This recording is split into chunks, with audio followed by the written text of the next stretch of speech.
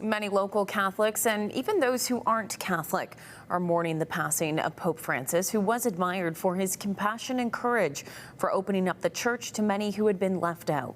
CTV's Jeff Pickel joins us with more on this. Jeff, you spoke with a local pastor who had met with Pope Francis. Well, Leanne, Father Toby Collins met Pope Francis back in 2014 and said it was a life-changing moment. And it's clear that Collins, along with millions of others, were touched by the personable and humble nature of the late Pope. It's a really sad day because he's a very lovable person. Mourning the loss of a leader and a much-loved individual. He was a pope for the people, and he was very much a relational pope who helped to create more of an inclusive environment within the Catholic Church and beyond. The leader of the Catholic Church and its billion-plus followers, Pope Francis, also remembered for his ability to connect on a personal level.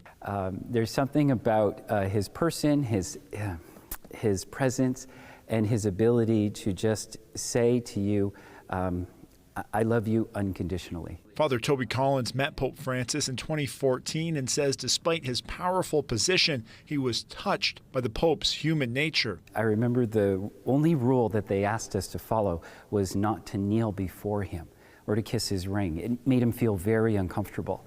And so when I approached him, I got to shake his hand, and I even gave him a hug. Those who study the church say Pope Francis was much different than popes of the past. Pope Francis really had deep human insights and was a remarkable communicator in his own way, and I think touched people in ways that we're going to be reading about for generations afterwards. Meehan says without changing the teachings of the Bible, he made the church more open to people, including the 2S LGBTQIA community. He always leaned into the importance of their dignity as human beings, that they are the way that God made them, and so that God accepts them and loves them as they are without any need to change who they are. A pope who opened the door to a more welcoming church. For me, it meant that God's love is so earthy and personable.